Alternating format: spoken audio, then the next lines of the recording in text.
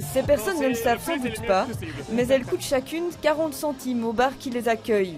Plutôt que par une interview, c'est par cette affiche, par ce trait d'humour que les gérants du Bonnefoy réagissent aujourd'hui à la visite d'un inspecteur.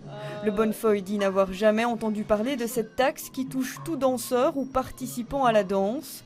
Au bar-restaurant Le Corbeau par contre, on la paie depuis des années, mais on la trouve tout aussi absurde. Ça remonte à des années et c'est très compliqué parce que à quel moment vous décrétez que quelqu'un danse? Vous pouvez parfaitement, on peut être là au bar et danser. Bon, je fais très mal le type qui danse, mais en attendant, est-ce que je suis considéré comme quelqu'un qui danse ou est-ce que je suis considéré comme un type qui, entre deux vers, bouge un peu au son de la musique et puis s'arrête tout de suite? Pour vous, ça n'a pas de logique? Il n'y a pas de logique possible. Il n'y a pas de logique possible. Ou alors on met un contrôleur dans chaque établissement et on compte en temps réel les gens qui dansent. En tout, ce sont 38 établissements Horeca comme celui-ci qui sont soumis à cette taxe danse datant des années 50. Au Corbeau, c'est en fonction de la taille de la piste de danse que le montant a toujours été mesuré. Pourtant, depuis 2 ans, la ville a décidé de changer sa façon de l'évaluer. Historiquement, c'est vrai que c'était les mètres carrés de pistes de danse, il fallait bien trouver un critère.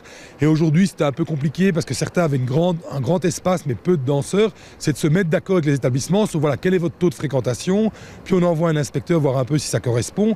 Et je vous dis, dans les 38 établissements qui payent cette taxe, à l'exception de celui en question, ça se passe plutôt en bonne entente avec l'administration fiscale de la ville, où on se met d'accord sur un forfait.